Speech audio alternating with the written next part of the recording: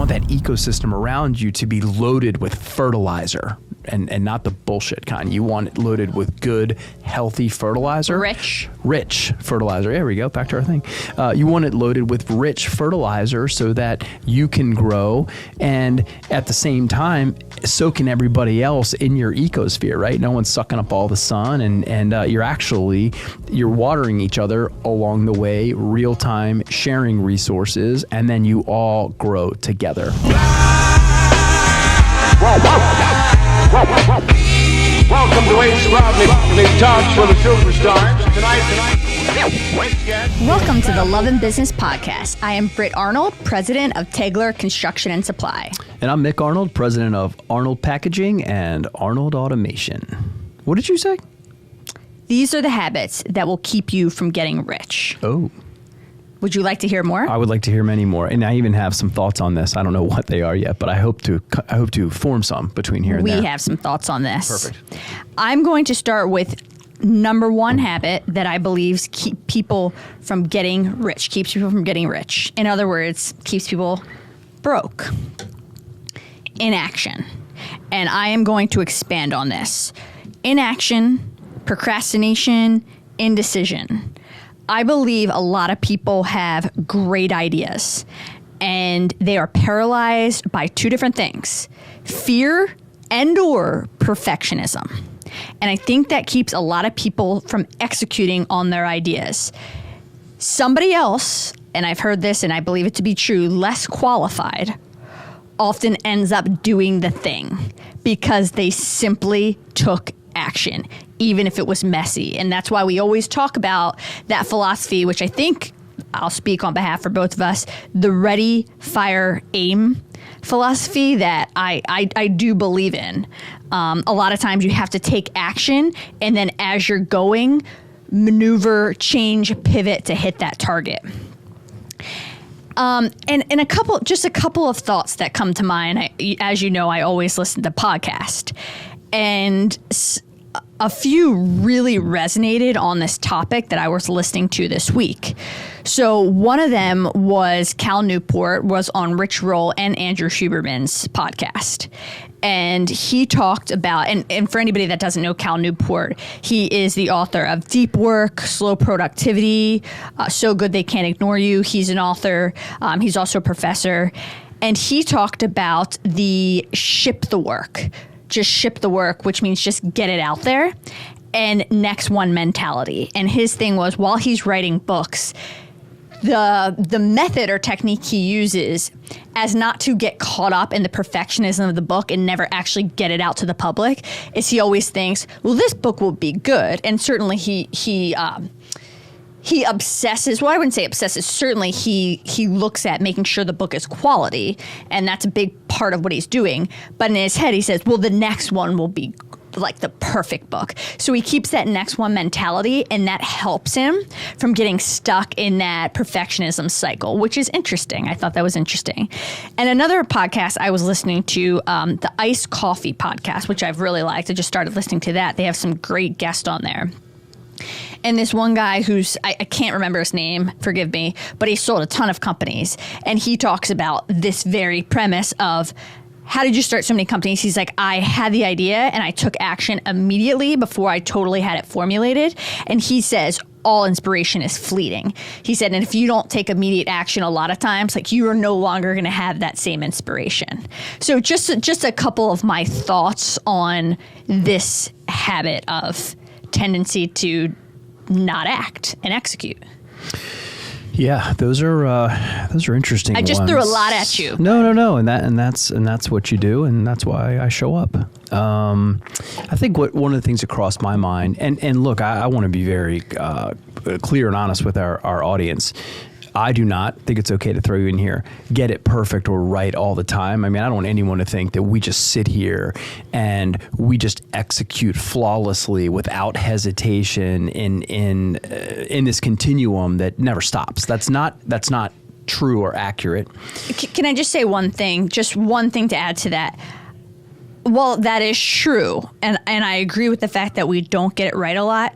I do think both of us are very good at taking action and not sitting on things. Typically, if we say we're going to do something, we go do it. No, I agree. And I think as we discuss a lot, I would probably tend to be hard on myself, where if I explain to somebody what I considered inaction or inactivity, they would laugh and say, "Are you kidding? That's still breakneck speed," but it's not for me. So what I was reflecting on as you were talking about this idea of fear and or perfection slowing you down, either being afraid to launch or waiting for what you would consider to be the perfect time to launch.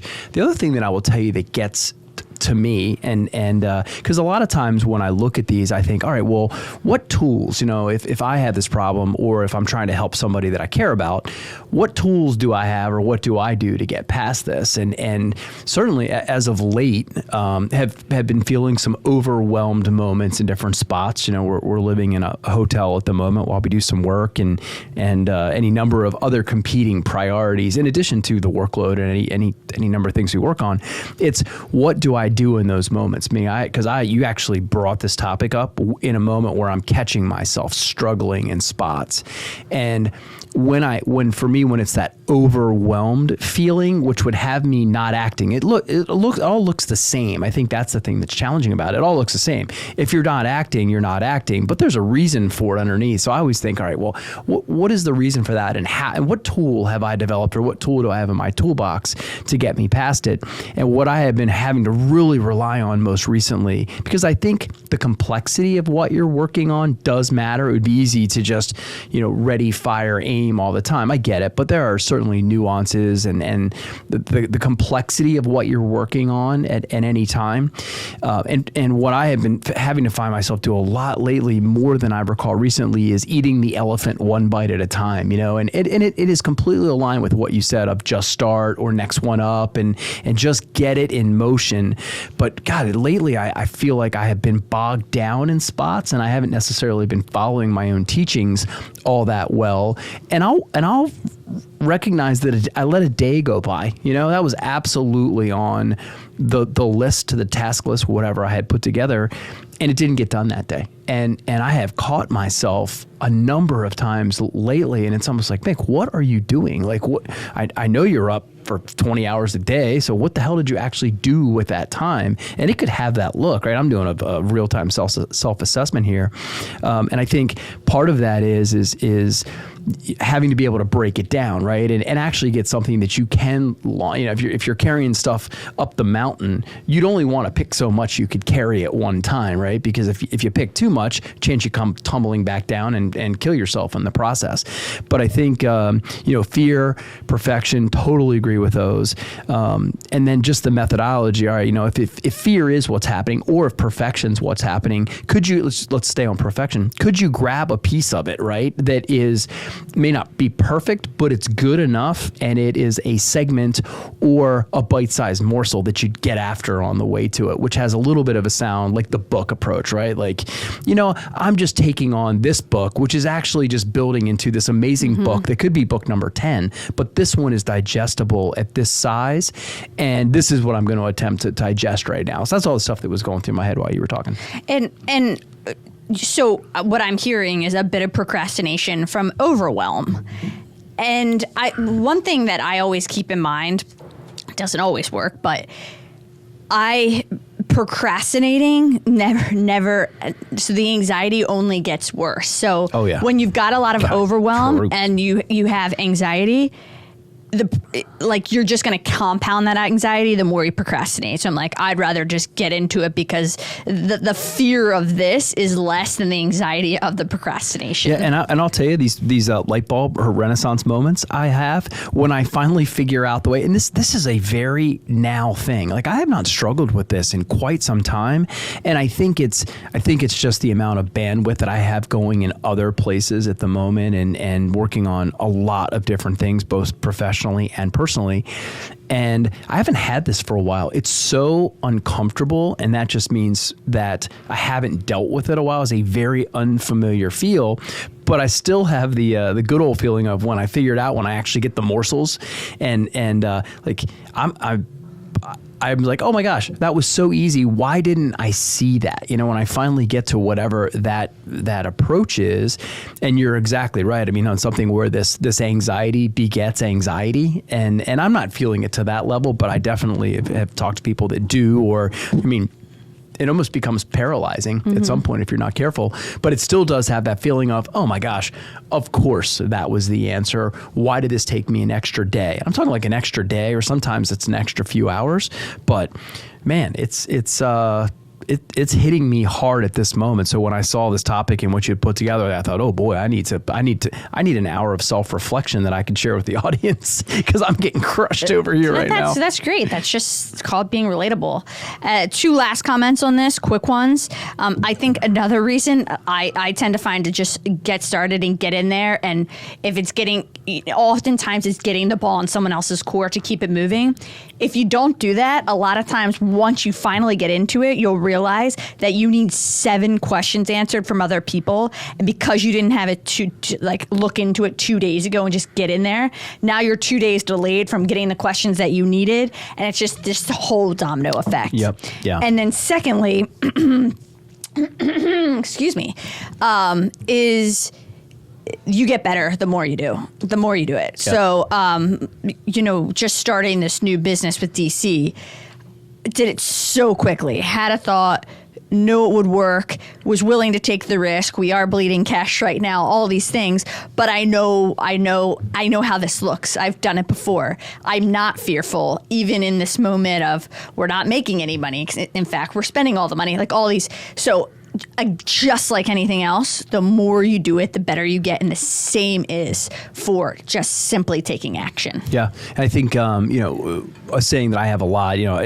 when my teammates are kidding me, for example, about how many emails they got on a weekend. And we, been very intentional about resetting expectations, because, when you get an email from Arnold of Arnold's and it's on Saturday at whatever time, that could be a stressor, right? So I have been very intentional, more so than at any time in my career, to say, listen, Monday's fine. Like I didn't send that to you. If something was on fire and you had the only hose, I would have called you or texted you and said, I really, really need you right now, and this can't wait.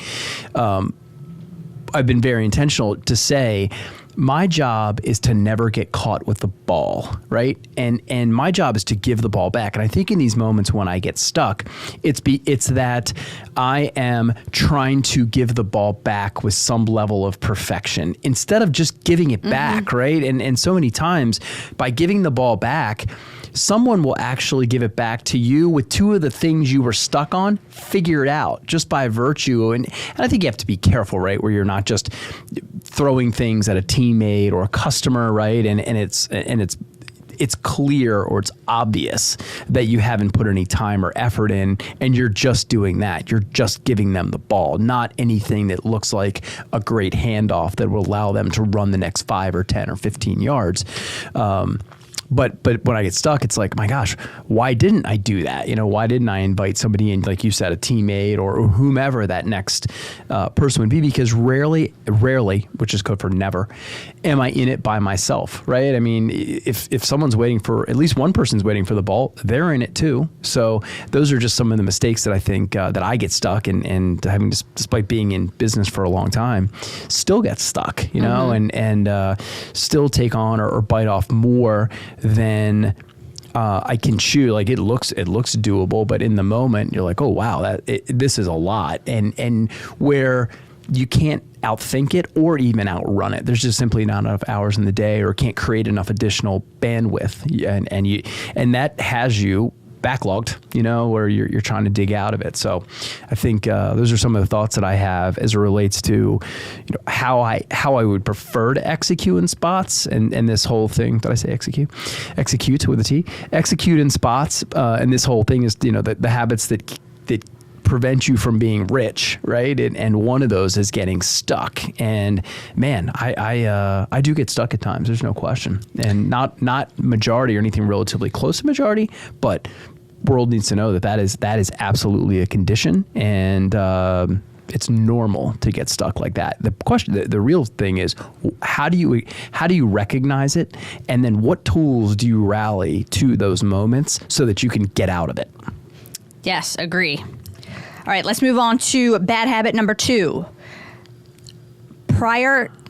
Can you say this word? It is prioritization. Prioritization. Yes. Thank you. Yes, indeed. It's a challenging one. So it would be prioritizing the wrong things or lack thereof. Yeah, absolutely. So back to the bandwidth comment, right? You only have so much bandwidth. So the magic is in how do you put this over that? And I think, when you get into that, there's two sides, right? You have your professional life, you have your personal life, and how do you truly prioritize that? And I'm going to separate those for a second, not because I'm talking about this work-life balance thing. I'm not. What I'm saying is that I think the approach. So you do not believe in separate buckets in your life, having those separate buckets? In this moment, just a question. In this moment, I think I do. Mm-hmm. Yeah. If I have a list of tasks that are professional in nature, and I have a list of tasks that are personal in nature, I'm not going to assign the same types of onus on them. They're going to have a different look, and by the way, they could end up intertwined. It could be that number 1 and 2 are personal. Let's go that way. It's a rarity. Number 1 and 2 are personal, and number 3 is business. But in arriving at that, I probably would stand up different things. What a dumbass word that is. I'd stand it up differently, looking at my personal priorities than I would my work priorities. And I think that's an important thing to understand too. Is learning what is important and or of priority is difficult in itself. I mean, it takes a certain amount of experience to be able to assess that. And then also on top of that, assessing the speeds at which they can be done, because part of that might be the prioritization, right? You might be like, I'm going to pick all the low-hanging fruit here. But to be able to know what low-hanging fruit is, you have to have done it, or you have to understand the speed at which you can execute. Because prioritization could be, this looks like it could be number 10, but I can do this in such a short period of time that I'm going to move it to number 1 and get it off the list completely. So I think the prioritization piece can be challenging unto itself. And getting back to tools, I mean, what tools do I use when I'm trying to get the priority right? I mean, some are obvious, right? I mean, there are some that are important versus urgent versus whatever. But man, that whole middle section that aren't as obvious, there's some thought that goes in, and experience that goes into that part. What do you think? I think that, you mentioned getting the 10th thing off your list, and I think I tend to do that too much, and I don't really agree with that philosophy. I think prioritization is all about getting the big things done and not getting lost in the smaller minutia things. Now, I'm not saying I'm right, but this is something that I struggle with. I'm trying to get better. Like, I know what the big things are that need to get done, and a lot of times, if I am procrastinating, it's because I simply don't like it. One of the ones that I pretty much, if it's a bigger contract, like, I am reviewing it for my company, and I hate reviewing contracts, like all the legal language. Don't get me wrong, I work with lawyers too, but I do a lot of the redlining myself, and I hate it. But ultimately, until that contract gets signed, we're not going to work and we're not getting paid, and nothing's happening. So that's typically like a priority. And I find myself pushing those contract reviews back because I dislike it so much. Where I know today I didn't do that. I started my day with getting 2 contracts done, big ones. So when I say big, I just mean in number of pages, right? And legal language. Right. Because that's the thing too.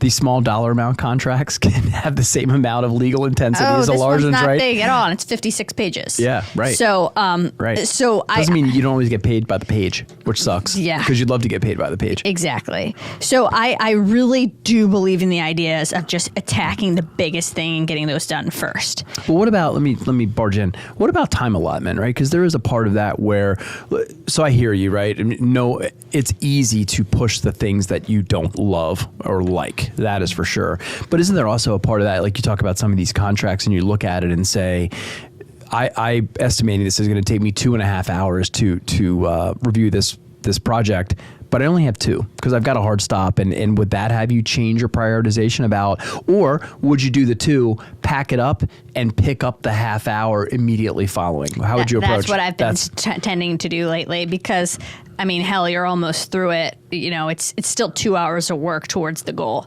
So yeah, I definitely tend towards that. Yep. Or even at the risk of the disruption of the pack and unpack, depending on what that looks like. Yeah, yep. Absolutely. Yep. The other thing I think is worth talking about, and I think it's been coined toxic productivity right now. I could be wrong, but the idea is that there's so much hype around being super productive. You could listen to every podcast about productivity. You could read every book about productivity. I mean, there's thousands, maybe millions out there. And self-development, and people get in these cycles, especially now, about just listening to every podcast, reading every book, learning all of it, but then never actually doing anything with the learning. So it's this hyper focus on productivity and self-development, but just consuming. What is that term? Toxic? Toxic productivity. I'm not sure if that's the definition that that's what I've heard. Right. I'm sure that has various definitions to different people, but I do believe in that is a thing now, that you can just overconsume and never create or never actually execute or do anything with it. And that's just something that I'm seeing more and more. And I think that does have to do something with prioritization. Like, great, consume a small amount, but where your priorities are actually in the action, and just make sure you get that balance right. Right. And I have 1,000 things to say. And that could be this. tied to the inaction piece too. Right. It's like delay, because reading's fun, listening to podcasts are fun. The execution's the hard piece. Yeah. And I have 2 thoughts around that. One would be if you're in that, if you are participating in that, right, where it would look like the best thing in the world. That would be self-development or self-help or whatever you would, title all of that stuff. You feel good about yourself. You do. But the question then becomes is, for what? Right? That's what the question becomes, is for what? And I'm going to share two examples here in a second. But, at some point, if you said, well, I am investing in this because I'm going to, when you say productivity, to me, I go to the pure mathematic piece, right? Input versus output. And if you said, I'm working on my personal productivity because if I get better at it, I can improve my disposable time. And with that time, I want to walk by the lake, right? You have this goal in mind in creating, right? It would be, I need to get more efficient so that I can create disposable time because I want to fill it with this wonderful thing that's very important to me. So I'll give you an example. So I have stayed on with my singing. Quick update, right? You updated on your caffeine. I've stayed on with my singing, and that's just become part of my my Saturday. And I very much equate it to my experience with golf. And my instructor, Matthew from Stages, by the way, shout out to Stages, great place.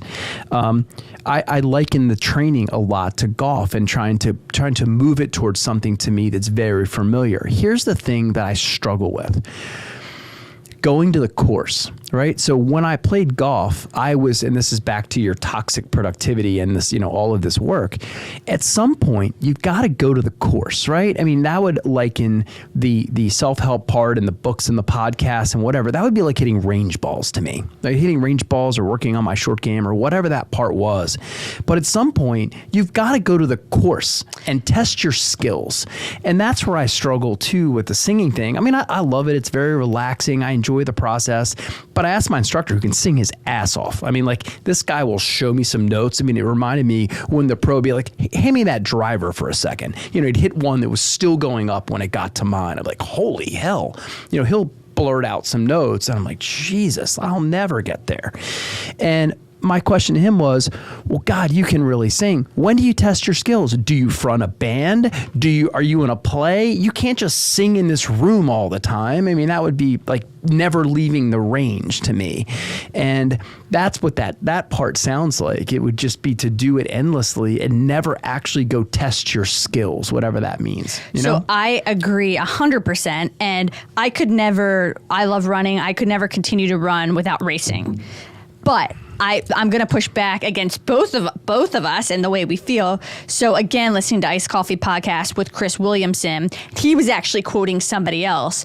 And it was this idea that anybody that works a lot, and it could be business owners, entrepreneurs, just people that work a lot in general, should have at least one thing that they just like to do. And his argument was, and not to get better. Right. So Graham, the host from Iced Coffee Podcast, he started painting. And Chris said, are you training? Are you taking painting classes? And Graham said, no, I'm actually not. And he said, well, there's this whole idea that like just paint to paint. Don't paint to get better, right, because then you're just, it's not an escape. It's not helping you, you know, because he would argue, his argument, I think, is that get away from work for a little bit and refresh, and that's going to improve your work productivity. But if you're just going into another outlets, I'm doing quote for anybody that's just listening, quotation outlet, but it's just to get better and then compete again. Like, you're actually not getting out of that work cycle. Yeah. So it's like, that's interesting. I will never be able to do that. I know. So I just what I just wrote down on my piece of paper was for the hell of it. Right? Yeah. I mean, what does that even mean? So I'm going to share something funny I didn't get a chance to share with you. So I was driving home last night, and I was talking to Brooke. Brooke's our oldest daughter, 22, veterinary student. And I said, oh my gosh, I think we're there. We might be able to move back into the house in the foreseeable future. And she said, for anyone that missed it, I know you said we're staying in a hotel because there's work getting done. You meant renovation work in our house. We're doing some renovation work in the house, yes. So thank you for tying all that together. And she said, what's the time? And I said, what time? She said, well, when you helped me move into college and you were done, you declared that you broke your record for moving someone into a house. We ran. We sprinted. And I said to her, what was our record? 52 minutes? I think it was 42 minutes, actually. Yeah, 42 minutes. I mean, we moved her in. Psycho. It was. And she was laughing out loud when I didn't realize what she meant by what the time, but she had cataloged that in our ridiculous, stupid-ass behavior. So funny. And I said, well, what else would you do, Brooke? I mean, why would you do anything without making it into a contest? And that's completely opposed to this idea of for the hell of it. And I'm going to try. Do you remember us moving Brooke in? We were both sweating and running, and I was slinging shit up the stairs to you. Oh, yeah. Shoot. I think we were trying to figure out if we were going to have to break for lunch, and they were still serving breakfast when we were done. Yeah. That was great. For the hell of it. Last comment. This is a little segue off into another branch here. Prioritizing looking rich over actually being rich, which is comical to us because that's just never been us. And even when we're talking about rich, the first thing I said was, we got to make sure rich is not just meaning financial. Yeah. Because that feels really off-brand to us. I mean, let's be honest, guys. It's a little clickbaity. But once we get in here, like, rich is so much more, just rich in life, rich in everything, not just financial. Relationships, yeah. I mean, just name it. But we are in a culture, and mostly with social media, and I'm not going to belabor this point, but I personally know people that make themselves out to look so rich, and I can't even, I've showed you some of it before, like, I can't even watch the content because I know these people in real life, and I know what they actually make or what their real life actually looks like, and it is nothing. I don't even know, and it's not just social media, like whether you're just putting up a front or facade when you're talking to somebody. I don't even know how people can actually do that. Imagine if you took that kind of effort and deployed it to something to actually that getting mattered. Rich. If you care about getting rich that much. Yeah. If you took that kind of effort and deployed it over there, you would be. Well, that's what we're talking about, prioritization, right? Yeah, absolutely. So just an observation. All right, how about moving on to habit number 3? Yeah, all about it. Oh, God, all about it. Okay, so... As one who has an incredibly sexy job. So there, again, and I think this is a bit of a cultural thing, but maybe it's always been this way. I do think there's a tendency, especially younger generations that are just getting into the workforce, to want to look for the sexiest job they can find. In this day and age, it's, I'll talk to my vice president, Jorby, who has young kids in elementary school and middle school, and he says he goes to these schools when they're talking about what do you want to be when you grow up, and all of them say social media influencer. Yeah. Like, that's what you get. You're not getting doctor and lawyer anymore. You're getting social media influencer, which is mind-blowing. But it's that attraction towards the sexy job, regardless of what it is, how much you make, the value it brings to the world, the fulfillment it brings to you. So I truly believe so many more people will be so fulfilled by unsexy jobs, and that could look like what is looked at as boring or unsexy or blue collar. A lot of that times that's a blue collar job. And I've been listening, Cody Sanchez is the queen of buying and selling laundromats and all kinds. And I listened to a guy the other day, again, can't remember his name, but he has made a living off of buying laundromats, coin machines, vending machines, just really interesting. My dream is to own a driving range. I mean, I would love to own a driving range. Well, I think people might even consider that sexy. I don't know. Oh, if that's, then that's completely come full circle. Yeah. But I don't. But we're in manufacturing and construction. I sell cardboard boxes and bags of air, for Christ's sake. I sell lumber. I sell 2x4s. Right. Not sexy, but fulfilling, wow, and profitable, like very much so. 2 comments. So the influencer thing is frustrating to me, but at least I understand it, and I'm gonna pitch this in the reverse way, in that. And you said not even doctors and lawyers, right? And the first thing I thought was, and definitely not someone making something. And that demonstration piece is so critical. We spent a lot of time around. I was going to say doctor and lawyer because that was what was the sexy. I was comparing it to like what the sexy job used to be. Absolutely. And my point of that too is just the demonstration of it, right? You are around doctors, not lawyers as a kid, right? You go to the doctor, you go to this, you go to that. So at least you see, or you are interacting with people that are demonstrating this, and that I believe that has just shifted to what the kids now are associating with, and it's influencers, right? They're forever on their devices, and we're sitting here shooting a podcast, so we have to be careful about being hypocrites, but that's what they're exposed to. And then the unfortunate side of that for me is what we're talking about, and definitely no one is. I love the fact that they could go onto YouTube and they could find manufacturing, they could find robotics, and they could watch a show like How It's Made, which is one of my favorite shows. And I'm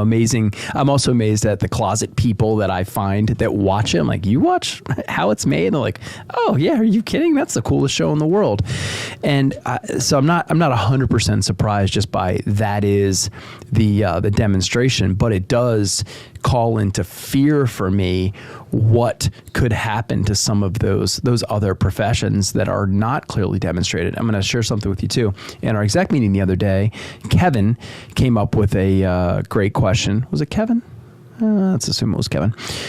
What is your favorite facet of your job? Now, I work in what one would consider a boring industry. Guess what? So do they. They're doing the same thing I'm doing, but they have a particular slice of the pie that they're responsible for delivery on. And it had nothing to do with the thing, right? Your 2x4s, my bags of air, whatever. It was all about, Kevin, our VP of automation said, I love solving problems with my teammates. And they could be what one would consider the most boring problem in the world. The one we're working on now is how to do a faster job filling shampoo bottles. That might seem mind-numbing to someone, but the idea of going in to look at a process that's a little bit broken, it's not working as well or the way it needs to, and Kevin collecting that data and bringing it back to rally with his teammates around how to fill shampoo bottles. If you just said, I fill shampoo bottles, you're like, oh my God, how boring. Kevin's takeaway from that is the problem solving of engineering and being able to interact with people and solve these problems. That would get him jobbed up. So I think you have him jobbed up. You got all him jobbed up. I don't even know what the hell that means. Tommy, what the hell does get jobbed up mean? I hope the girls heard. I don't know, but he's getting all jobbed up. Jacked up, jazzed up. I don't know. It's been a very long week today. But I think my point, you got to look under the hood a little bit. I mean, what is boring? I mean, okay, if I sat there and stared at a unit of 2x4s, that would be boring. But then if I just went one little thing away, what's it making? Who are the people that are making it? Man, this whole idea of a boring job is I don't know, silly. Well, I'm going to add to that. Surface level. How's that? Perfect segue. So again, in listening to Cal Newport, and I'm regurgitating what he's saying, but I trust that he's done the studies because he's a trustworthy source. And he was talking about this idea that passion, it's been proven in studies that passion is not necessarily tied to job satisfaction, and that what people are actually fulfilled by is getting better and the mastery over craftsmanship. So, and then you get on this roll where you get better at the thing, and then you want to do it more, and then you get less interested in like the busy work, that the trivial minutia stuff that doesn't matter, and then you just continue to get better at the craft. So actually people really love, maybe Kevin is like this master problem solver and engineer, and he's honing his craft. You don't have to, if you love golf, like you don't have to make golf your career. You can find something that's not necessarily, I don't know if you can necessarily dislike it or hate what you're doing at work, but something that you're like, okay, this is great, but it's the mastery and the getting better over time, which is really fulfills people and keeps them coming back for more, which I thought was very interesting. Yep, and I agree with that, 100%. I agree with that. And then the last thing is, we haven't really touched on, okay, so I'm looking at it. I'm looking for an unsexy job. I'm a female, and I'm going to be. I'm looking at doing what you're doing, Britt, and that's being in construction. But just because it's unsexy, like, what does that mean? And the reason is because there's more opportunity. Yep. Because less people are interested. And I also think, at least I can speak for manufacturing, I think, and construction. There's not a lot of times that we're not as tech savvy, or at least in construction, we're a little obsolete or antiquated. And there's so much opportunity for people to come in. I mean, think of all the construction content creators, or whatever. I mean, there are just so many things that we're lagging in that I think opportunity is the word that sticks out for me. For instance, another reason that you could find more opportunity in these unsexy jobs, quotations, is that because the younger generation's not as interested, you have less getting into it. So therefore you have a lot of older owners that don't have succession plans or don't have younger folk working for them that just want to sell, so those are different opportunities that I think are very real. Right. Well, I think it goes back to a lot of our conversations about that supply versus demand, right? I mean, I'll observations of your ascent to where you are now would be, you like construction, yes, but it wasn't the 2x4s and the buildings. You liked the people that were drawn to construction. You liked their work ethic.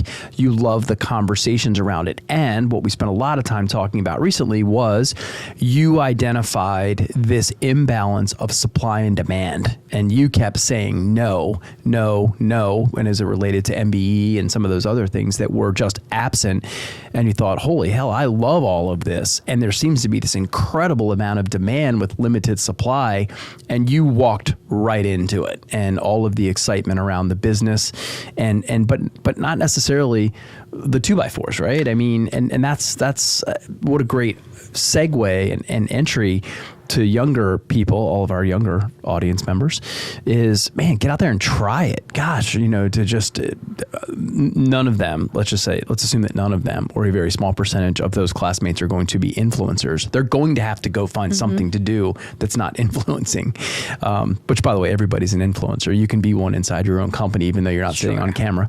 But yeah, I mean, how do we get that message out that there's so many great jobs that would look boring, as you say, on the surface? Holy bags of air. How the heck can you make any money doing that? And then you talk to someone and they say, your salespeople make what?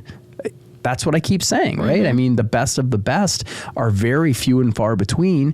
And when you get that supply-demand imbalance, it pays well, period. Like, that's the way it works. And just to wrap up on this habit, I think that's a great point you made about me not initially being, and probably not even now, in love with construction. I like it. I like the industry a lot.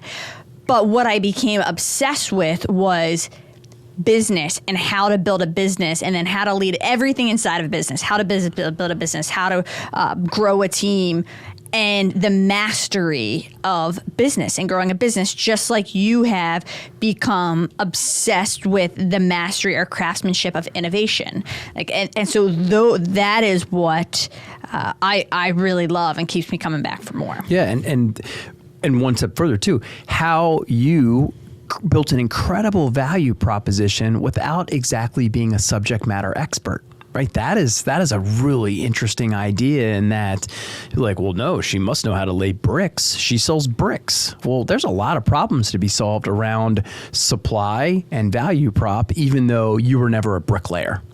And that's an interesting point we can go to in another episode when we talk about all the things that go on around these industries. You might not be making the widget, but all the things that go on around producing the widget that are every bit as important, or maybe more important at times, or could at least be something that would keep you from being successful if you missed all of the work that goes on around the widget.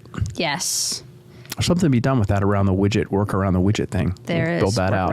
And for the hell of it, I wrote that one down too. I still can't get my head around the idea that I would do something for the hell of it, but I'm going to try. Okay. All right, habit number 4. This is a big one. Oh, gosh, yeah. Who you surround yourself with. If you're not surrounded yourself by people that motivate you, are better than you, or pushing you to be better, you're just not gonna be the best that you can be. And obviously, everyone knows that, right? I like to get into more specific or anecdotal data when we talk about these habits, because a lot of them are like, duh, but let's get deeper.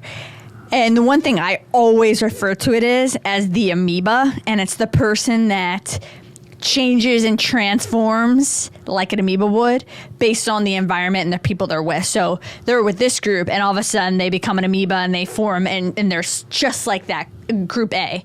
And then they're around group B, and all of a sudden they're just like the people in group B. And to me, that says you respect or value the opinions of others, or maybe the judgment, than just being confident in who you are and what you bring to the table. And I think a lot of people fall victim to this. And certainly when you're young and you haven't developed the confidence in yourself, this is a very common thing. I mean, one friend I had that I absolutely adored growing up, haven't seen her in years, this was her. I mean, like to crazy degrees. Would hang out with these groups that were so dynamically different, opposite end of the spectrums, and she would literally become that group immediately. Right. And it was the most. I just would watch this in just disbelief. Like Lily Pulitzer today and black fingernails tomorrow. 100%. There's a visual for you. Yes. So it's avoiding that, and it's this expectation that when you do that, or you do things that a lot of other people are doing, but then you expect to be brilliant or create something that's in like the 1%. That's never going to happen. If you're doing the same thing that everybody else is doing, you're never going to be part of the 1%. And this also comes into, I'm tying another part that we've already talked about, is that overconsumption that you're always taking in to the point where you're just regurgitating everything you hear. I realize most new ideas are not new. They're recycled in some kind of way. But still, there has to be a part of your life where you're just not consuming, you're creating, and you're differentiating. And that's the only way to be part of this 1%, which is what most of us aspire to be in. Yeah, and unfortunately, I'll say we set our kids up for failure. It's not really we, but I used to speak to a 5th grade class every year at a school in Anne Arundel County. And I would generally start, it was a business type conversation we have. And I always start with, who are your favorite companies? And, and they would yell out the typical ones, Apple and Under Armour, obviously local, and a few others, Nike. And where I was always leading them with that conversation was the idea that they love those companies because they are so incredibly differentiated, yet they spend all of their time trying to act like each other. There's nothing that's valued about being different. Actually, it is the enemy when you are in middle school and elementary school. You do everything you can not to be different, because that is not only celebrated, it's not celebrated, it's ostracized. If you are different, then that has you outside looking in spots. So that culture gets created very early and embedded very early. So you have these kids that are going through elementary school and middle school and high school terrified of being different. And the whole group, someone brings in a new idea or they borrow it. No one has a new idea when you're 15, but they borrow it from whomever, whatever influencer, likely they saw doing it, or TikTok or whatever all of their influences are. And they bring it into the group, and then everybody melds around that idea. But then we expect them to somehow become this differentiated thing at 21 or 22 or 23. It's hard. It doesn't, and not only that is it hard, it doesn't make any sense, right? You've been conditioned for 20 years or 22 years of your life where being different is not only not celebrated, it's ostracized, and then you have to go through this entire reinvention, if you will, which by the way, I'm guilty of every single thing I'm talking about. And then you have to go through this reinvention if you're going to go out and be different, and you're going to compete for a job, or you're going to do whatever you want to do. You're going to build a company. We talk about differentiation and value prop all the time, and now you're trying to create your personal differentiation and value prop when you spent the last 22 years of your life being like I say you're dumb friends. I mean that in a nice way. You're immature friends that are all in the same echo chamber trying to do and be the exact same thing. Mm-hmm. That's really, it's virtually impossible, right? I mean, it doesn't make any sense. That's a good point. But that's how we do it. It is. And it's interesting. I hadn't really thought much about this. It really, and this goes back to, surrounding yourself with people or who you're surrounded with by default. And because as a kid, I was not afraid to be different, and I think that's really unusual. Like I actually loved, just as much as I like it now, I loved it then. And I definitely, it had to be a lot of that coming from my parents, like the support of being comfortable to be different, them allowing me to, that celebrating it, encouraging it. And so many kids aren't going to have that in the household. But as we get older, we're probably not talking to kids that are under their parents' roofs. So making this relatable, now you can choose. You can choose your friends. You can choose your spouse and your partner. And the same thing goes to the house you were raised and the parents you were raised under. How important is the partner that you pick in just everything, every impact on your life, like being able to achieve and be the person you want to be? That significant other is everything. It's the person you are going to spend the most time with, probably the duration of your entire life. Yeah. So, and I just think a lot of times, or not if you miss, or not if you miss, which is painful. Yeah, and there's a reason. Well, and there's a reason that I think the statistic I believe has not changed. I think that 50% of marriages miss, right? Yeah. And unfortunately, of the 50% that don't statistically miss, meaning they don't get divorced, there's a percentage of those that should miss, right? That are missing, but they don't. They make a decision either out loud or made up story, unspoken truth, not to end the contractual obligation that is the marriage. And to not surround yourself with people that make you better. And when I say like-minded, I'm not saying be like them, right? I'm not saying that. I'm not saying go back to high school or middle school and be like everybody around. I mean that they push you. They challenge you. They bring ideas to the table that are exactly different than yours, right? So that perspective is so important and so different. And, you can jive and gel and build on top of that if you create the right room. Some of the people that we adore the most, they're nothing that's exactly like us, right? There are some rally points where they prioritize certain things at a level that we do, and we can connect on that, right? Or they're just great humans or whatever it is. But so much of that is building that ecosystem around you that is built to blossom. You want that ecosystem around you to be loaded with fertilizer, and not the bullshit kind. You want it loaded with good, healthy fertilizer. Rich fertilizer. There we go. Back to our thing. You want it loaded with rich fertilizer so that you can grow, and at the same time, so can everybody else in your ecosphere, right? No one's sucking up all the sun, and you're watering each other along the way, real time, sharing resources, and then you all grow together. And you don't ever do it. You don't ever create separation by pushing someone down, right? Back to the candle, the candle comparison that we make. Yeah, and I was listening to, I love that word, ecosphere, and I was listening to, as it relates to this, some of the top podcasters were talking about, and they didn't call it ecosphere, but people were asking them, well, how did you break in and how did you become a top podcaster? And one of the things they said was, well, once you get into the community or you get into the group of people, and a lot of them are in Austin now, or, in these little pockets, it's not that hard because we're not competing with each other. We're all helping each other. We're all having each other on each other's shows. We're sharing ideas. It's community, and it just gets a lot easier. Yeah. So it's like if you break into that group or that right ecosphere, all of a sudden it gets easier for everybody because you are all watering each other. Yeah. What a cool idea. Yeah. And then the last one I have is just, I have written down in front of me is just taking advice from the wrong people. And this could be who you're surrounding yourself with. And when I say the wrong people, a lot of times it's someone that wants to give advice who hasn't done it before, which is our biggest problem with a lot of the business coaches. And that's why the idea of a business coach drives us insane. Yes, there are exceptions. I shouldn't have to say that. Everybody knows that. But there are a ton that are trying to be our business coach who have never ran a business before. Why in the hell would I ever take advice from you? I wouldn't.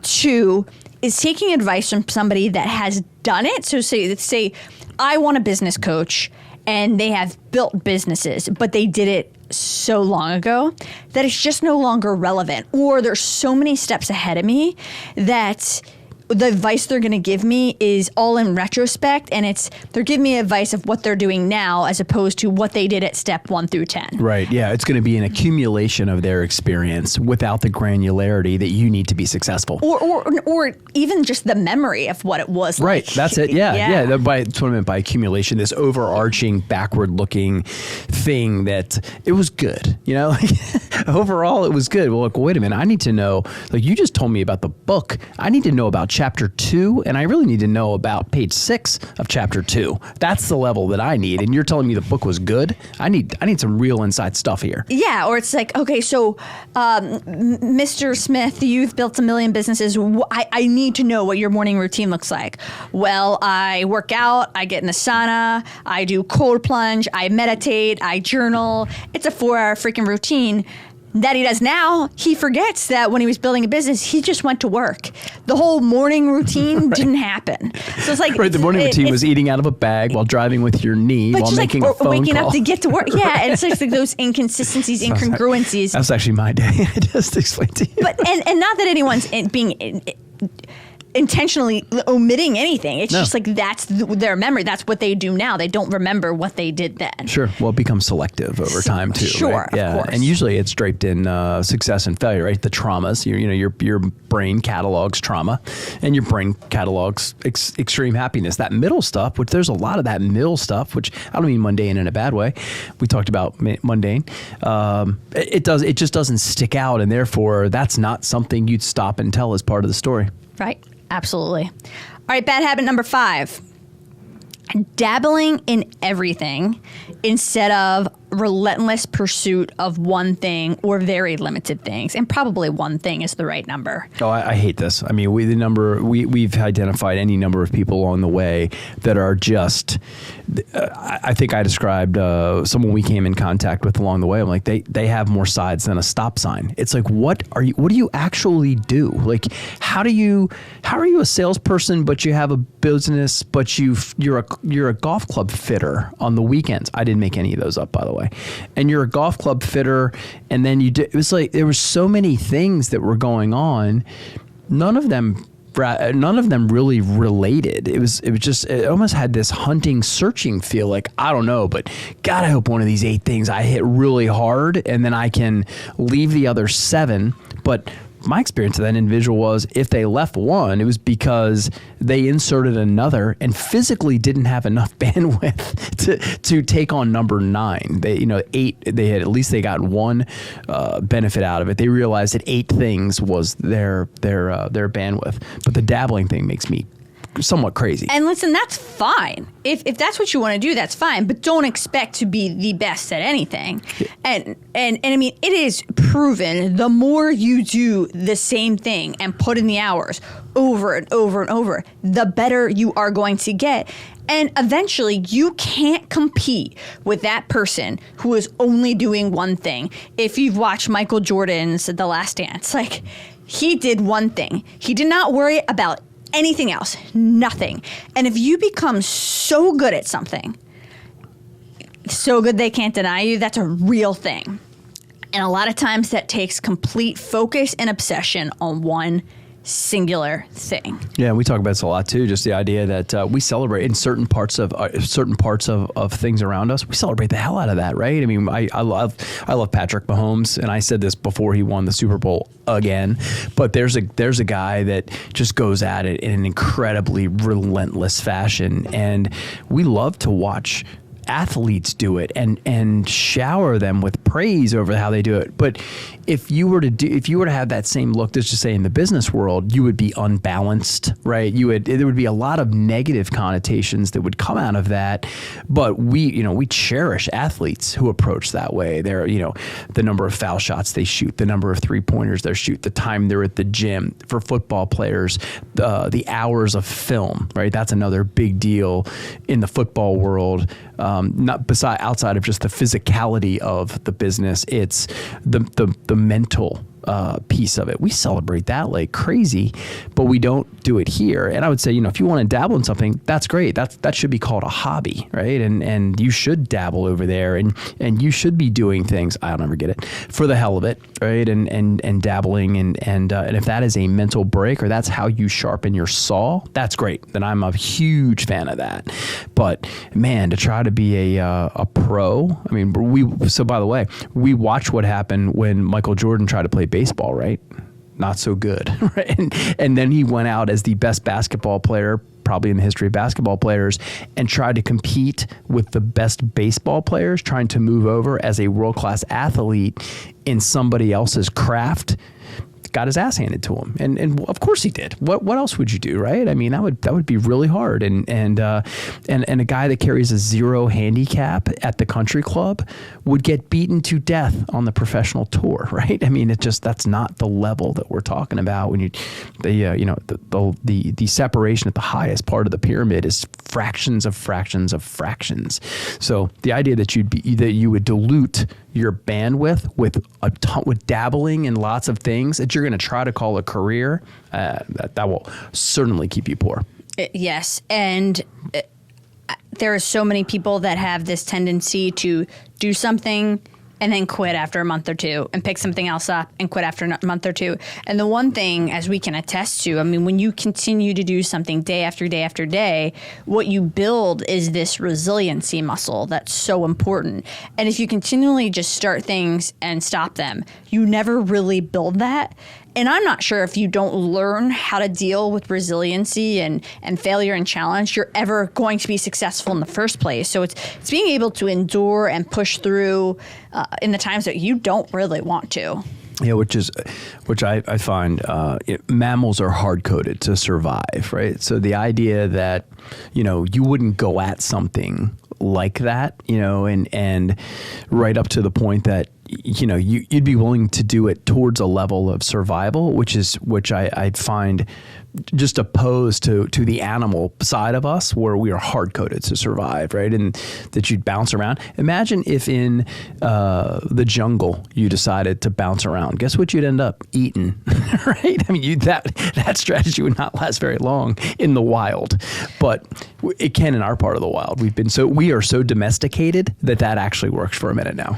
Well, that's what Michael Easter, he talks about the comfort crisis, and just that we're so comfortable now that we tolerate, like, we don't want to push ourselves to choose comfort because we simply don't have to.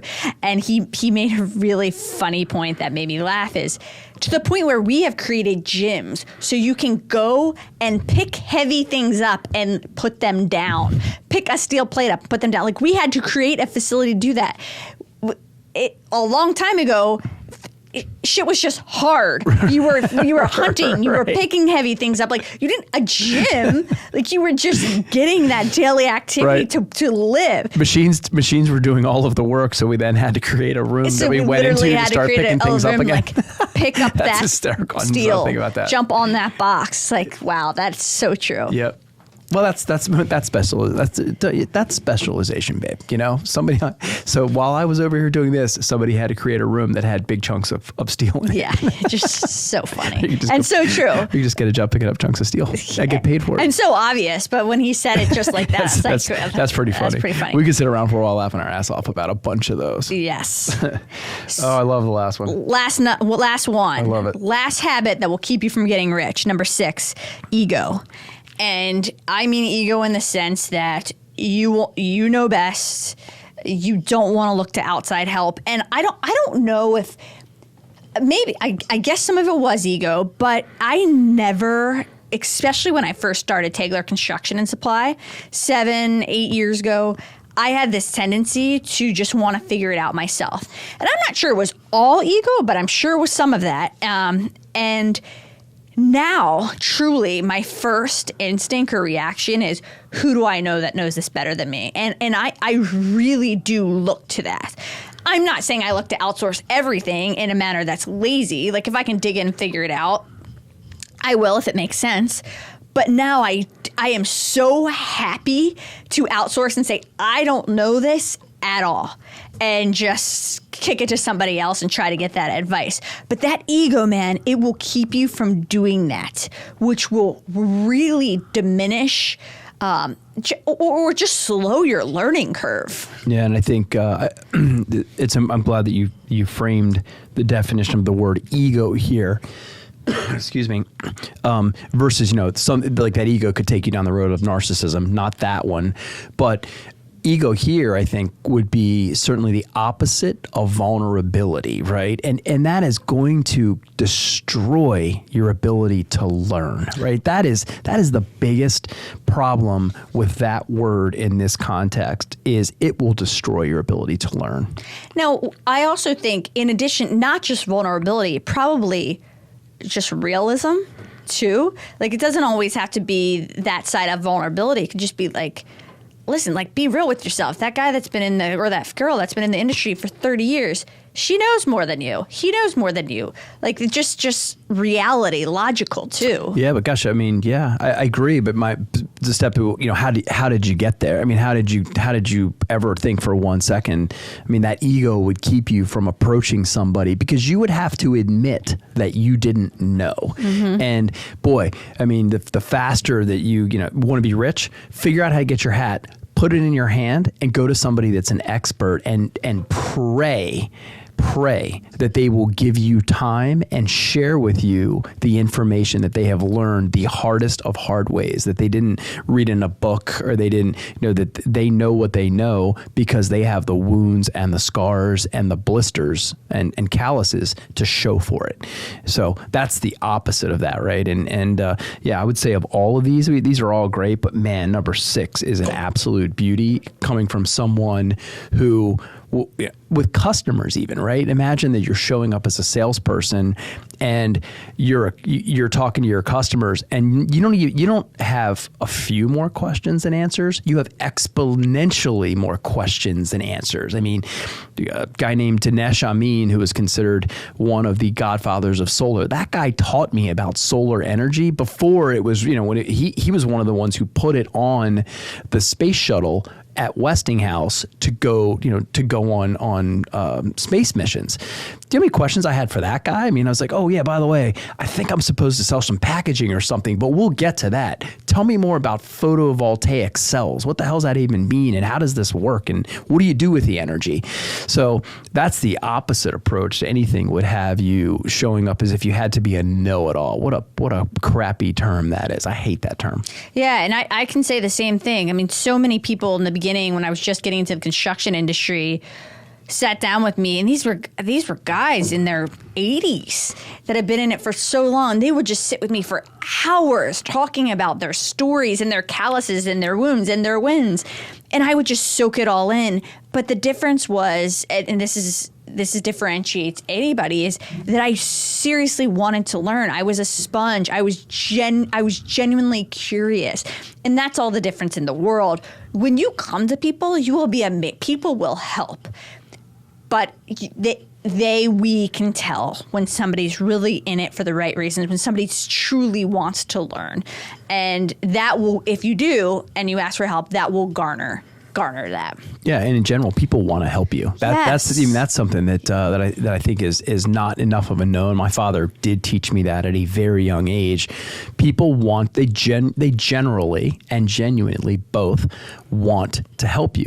And doubling back on the question, right? My answer to what was my favorite part of my job, it was being able to go out and talk to 800 customers. I don't get to talk to all of them, right? But being able to talk to customers and listen to them talk about their business. And one of the examples I gave is we have a customer that converts vans into work vehicles. They can now customer vans, because I didn't know that Ford stopped making the Transit, so everybody's scrambling around using Chrysler Pacificas for what are purely work events. And he just went on to tell me how it happens and what they've done to pivot when the greatest work vehicle of all time, the Transit Connect van, is no longer being made. And I just sat there like there was nothing about packaging involved. And I walked away with a completely different understanding about how that industry executes, and the triggers and pressures being financial and the whatever those different things are. Nothing about cardboard boxes and bags of air, right? I mean, back to the one about sexy jobs or non-sexy jobs. That is the beautiful, intriguing part of this, despite actually getting paid by selling boxes and bags of air. Yes, and I'd be remiss if I didn't mention this last point of this has so much to do with just taking responsibility and accountability. It's in the same sphere, pointing to self first instead of externally blaming anything. You could have been dealt all the injustices in the world, had a terrible childhood, experienced just terrible things, but it's taking that accountability, that responsibility, looking inside yourself and saying, but I have the power to do this. I can change this. Or on the other end of the spectrum saying, yeah, I ran into this problem, or I created this problem. Like, it was nobody else's fault. Even if you feel like that's not the truth, like, there's so much power from just taking it internally and saying, like, this is on me, because you know what that does? It also gives you the power to fix it. Yeah. So, and that there is something that will differentiate winners from losers. Yeah, and point to our listeners got a treat with the Doug Bopst interview that we did that they've now seen, and what that's that exact story, right? And he was very honest and very vulnerable about the victim piece, right? You know, whatever his family life was, and reaching out to narcotics to numb some of that pain, and then the self-reflection, and you guys have all heard the story on your own because you've listened to it, of course. Telling him, and his cellmate giving him a lift up. Saying, "Don't be a bitch." Yeah, exactly. Literally, don't be a bitch, dude. He literally said that to him, right? So we just need to all look at ourselves and say, "Don't be a bitch," and then we will be in the 1%. You got that, Tommy? Tommy's takeaway for the day. I expect to hear you muttering that to yourself as I stroll past later on today. I mean, what we have to end on that. Don't be a bitch. Yeah, I think so too. And is that the opposite for the hell of it? I think that is the opposite of for the hell of it. Two approaches for sure. Well, that was fun as usual. You do such a great job of prepping for this, and you and Tommy are the muscle behind this thing. I just get to show up and hang out and listen and learn. Well, these are the habits that will keep you from getting rich. So do the opposite. Yeah. That's the moral of the story. And check in with us too. Heck, drop a note on the board and let us know a takeaway that you got, and tell us that you used to do this and you heard and you started doing that and you're on your way to being rich. And I don't mean financially. I mean it could be financially. Don't sleep on that. But in all the other ways too, because one isn't enough to be fulfilled. That's for sure. Cheers. Cheers. As always, thank you so much for listening. We really appreciate it. And we brought it today, the 6 habits that will keep you from being rich. And if you like those, we have a ton more coming. So please subscribe so you know when we're dropping it and you can come and take a watch and a listen.